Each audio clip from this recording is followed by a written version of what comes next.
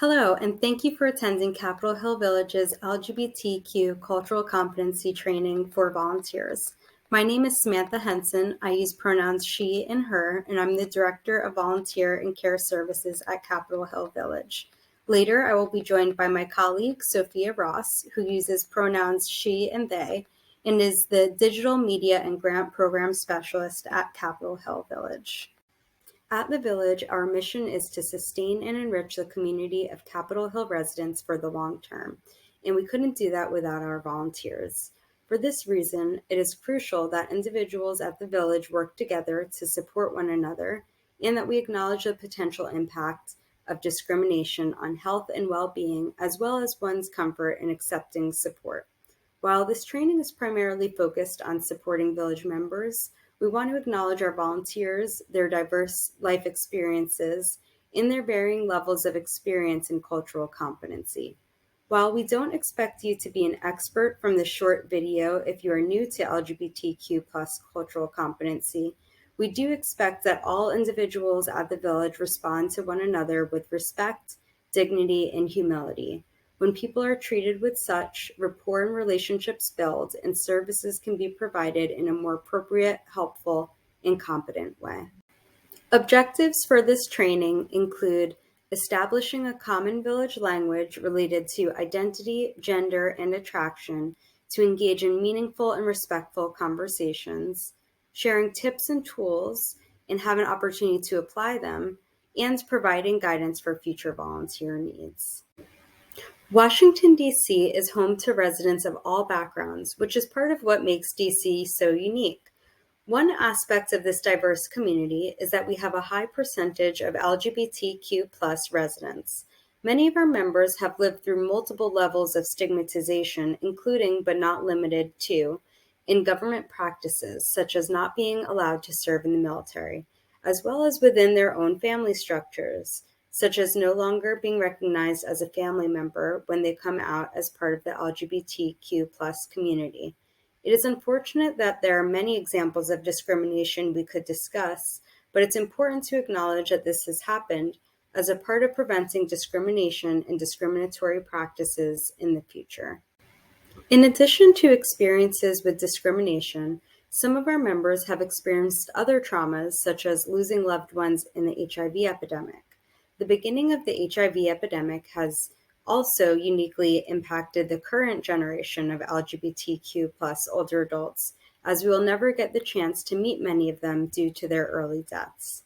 This is to say, our members have a range of experiences that brought them to where they are now, and it is crucial to provide space for members to bring their whole selves to interactions with the Village. Next, we are going to provide a brief overview of terminology related to identity, gender, and attraction. Staying informed about terminology not only affirms members and volunteers, but also creates relationships based on mutual respect. It is important to note that the terminology we use to describe ourselves is evolving and differs from person to person. One aspect of respect, which we will touch on later, is letting others inform you about who they are. This directly relates to understanding terminology. It is important to consider generational differences with terminology. For instance, there are situations where terms considered offensive may be used when folks speak about themselves. While we have all had the experience of feeling taken aback by a term we've experienced as offensive, we want to be mindful and respectful of how members identify themselves. It is for the member to inform us how they identify. For instance, the terms dyke and queer have both been used as slurs towards LGBTQ+ individuals. These terms have been reclaimed by the community and may be used as positive identifiers. There can also be confusion when folks use terminology or identities that are new to us. For instance, non-binary is a gender identity that many folks are using in association with a gender that is not in the binary. In this situation, it is okay to respectfully ask if the member minds explaining what a term means, but you want to be careful about asking invasive follow-up questions. Next, I wanted to note the LGBTQ+ acronym, which will be used throughout this portion of the training, and explain why it's important. We will be using the LGBTQ+ acronym to refer to the community as a whole. This acronym denotes the distinct and individual identifiers that folks use to refer to sexual orientation or gender identities. Now I wanted to review what each letter stands for, starting with the first two, lesbian and gay. The B refers to bisexual, the T refers to transgender, and the Q refers to queer or questioning. Lastly, the plus specifically denotes how there are a number of sexual orientations and gender identities that make up the community. I also wanted to mention that there are a number of terms that we are not going to discuss today. And this is where self-education can come into play. There are so many amazing resources, such as resource guides, personal videos, podcasts, documentaries, and more, which you can check out anytime you want to learn more about terminology. Now we want to dive a bit deeper into understanding identity, gender, and attraction. We will be using the gender unicorn to represent how each of us are complex, and how each of these aspects cannot be considered as a binary, but really on a spectrum, and how each of these come together to make up who we are. The first term we are going to focus on is gender identity. Gender identity refers to the gender or genders that someone feels they are internally. Some examples include female, male, non-binary, and agender. The gender unicorn diagram shows us that there are more than just two gender identities. So gender is not set in a binary, nor is it necessarily 100% one thing or another for each individual. Another important term is gender expression, which refers to how one expresses oneself externally, such as through clothing, makeup, or hairstyle. This does not have to align with one's gender identity. The gender unicorn diagram shows how gender expression can also have a number of different possibilities, and that this can also vary along each identity. The last term we want to talk about is sexual orientation. Sexual orientation refers to one's attraction or the lack of an attraction physically, emotionally, and or romantically to other individuals. Some sexual orientations include straight, bisexual, and asexual. The gender unicorn shows how physical and emotional attraction can be considered separately from each other.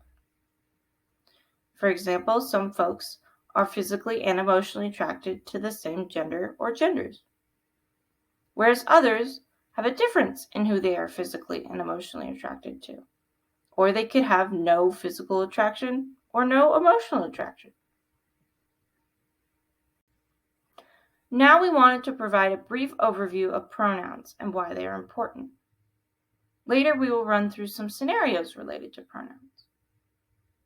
Pronouns refer to personal identifiers, which is how we are to be referred to, such as he, she, they, ze, and more.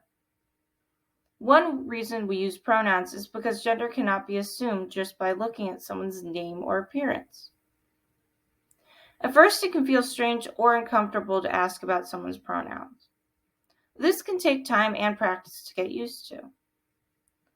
The more we all use pronouns, the more we are normalizing them and respecting everyone. There are a few tips and guidelines that can be helpful when working with village members. First, we always want to ensure confidentiality. By ensuring confidentiality, members will know that what they share with you is safe with you. However, there are some instances where you might need to communicate with village staff. For example, if a member is planning on harming themselves or someone else, or in instances of abuse. In these instances, we want members to know that what they share with you will not be shared outside of the village staff who need to know. A member might share something with you that they might not share with someone else. For example, sharing that they're a part of the LGBTQ plus community. Unless given explicit permission to share information, we should assume that what we learn about members is confidential. Additionally, we mentioned earlier the importance of being respectful. But what does respect really look like? In this context, respect might mean asking appropriate questions. Asking questions is a great way to get to know members and build rapport. Asking general and open-ended questions can help us limit assumptions. For example, you might ask a member, "What pronouns should I use when referring to you?" Or, "Who is someone that can help you with your computer when I'm not here?" In general, people will share with you what they feel you should know without the need for probing. We all make mistakes, so when those mistakes happen, let's discuss some tips for responding to them. First, acknowledge the mistake was made and thank the member if they let you know about the mistake. Second, apologize. This can be short and succinct. Third, you may think about and share with the member what you might do differently in the future. And lastly, please use the village office as a resource. If you're concerned about a member or how an interaction with a member went, please give us a call so we can problem solve together. Here's an example of how to pull these steps together in response to a mistake that was made.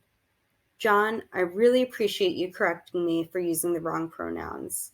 I'm sorry I made that mistake, and I'm going to make sure to use your correct pronouns moving forward." Now, how do you respond if it's not you, but someone else who has made a mistake or has not been respectful? First, we always want to validate and acknowledge with the member what happened. Second, we want to follow the member's lead. For example, while an incident may anger you, maybe it saddens the member. While you may want to report an incident, the member might have good reasons to be concerned about reporting. Just as it is important that our members are treated with respect, we also need our volunteers to be treated with the same. You might be wondering how to respond if a member is disrespectful towards you. As a volunteer, if you're comfortable, you might want to share how you feel, why you feel that way, and offer suggested change to the member. For example, a volunteer might say, "It makes me uncomfortable when you refer to me as a lesbian because that's not how I identify myself. If you're ever not sure about something, feel free to ask." If the problem persists, if you feel unsafe, or if you just want to talk something through, please talk with village staff. Next, we will watch two scenarios played out by volunteers. In the scenario, you will see a volunteer meeting a member at their house to offer tech assistance. As you watch, consider how the videos differ in terms of the volunteer input and how that input is received by the member. Hi, my name is Sam. I'm a village volunteer, and the village started asking us to say our pronouns. So you can say she, her. Sam, I'm Arnold, and here's my tablet that that's been giving me such a hard time. And I guess my pronouns would be he, him, and his. Right. Well, so you mentioned on your phone that you need help accessing your photos. So look at all these lovely photos. Is that your brother? You look like you must be so close. Yeah, I want to know where to find the photo icon, so I can pull up pictures whenever I want. Great. Well, let's get started. So here is your photo icon on the home screen. And you also wanted to use your computer for telehealth appointments. Do you want to use the Chrome app for that? Yes, I do. I've had so many of those telehealth appointments. I can never find the Chrome to access it. Well, here you go now. You have two icons on your home page, the photo icon and the Chrome icon. That's great. You know, I used to love my doctor, but lately, because my husband goes with me, that he seems to disregard him. Oh, your husband? I didn't realize. What do you mean? Just saying it didn't occur to me that you had a husband. But anyways, I'm glad your home screen is set up now. Thank you. Mm-hmm. My name is Sam, and I'm a village volunteer. Hi, Sam. I'm Arnold, and my pronouns are he, him, and his. Oh, I forgot to say my pronouns. I use she, her. So I was told you need help with making it easier to access your photos. Wow! Yeah. Look at all these lovely photos. Who's with you in so many of these? Is That's that your friend? That's my husband, Mike. Oh, I'm sorry. I assumed it was a friend. I need to be more careful with my assumptions. That's okay. We've been together for about 15 years. That's fantastic. Well, here's your photo icon on your desktop. That should make it easier to access your photos. And you said you also wanted to use your computer for telehealth appointments. Do you want to use the Chrome app for that? Yes, I do. I've had so many telehealth appointments lately, and it can be very hard figuring out how to access that. Okay, well, now you have two icons on your homepage, the photo icon and the Chrome icon. Do you know how to access your telehealth appointments once you see the Chrome icon? Well, I've had trouble finding that app, and it's been really difficult. You know, I used to love my doctor, but now that I have been having my husband go with me to appointments, my doctor seems to totally disregard my husband. I'm sorry to hear that. That can't feel good for either of you. Yeah, it's awful because my husband is coming to help, and he's treated rather rudely. So I've even thought of looking into changing doctors or finding a new good one. That makes sense. Have you thought about asking the village for help on this? I hear they have a vetted vendors list, and that might be of use to you. That would be great. I'll call them after you leave. Perfect. Or if you're not comfortable with that, I can go to their office and ask for you if you'd like next time I'm there. That would be really great. And I'll definitely give them a call too. Great. Well, now you have the photo app and the Chrome app, and I hope you have a great day, and I look forward to helping you again soon. Thank you. As you can see from the examples presented, it's crucial to any volunteer task to be thoughtful and respectful. Can you think about areas in the role play where things went well? What about where they didn't go well? You might have noticed the volunteer introduced themselves, supported the member through a concern with their doctor, and worked to correct an assumption made in the visit. The skills we're discussing are transferable to all aspects of life, not just at the village. However, it's important that you know at the village we have a team of staff to support you. Make sure you know who your village staff point of contact is to discuss this video, any questions you might have, and other resources available to you. Thank you for watching, and thank you for volunteering.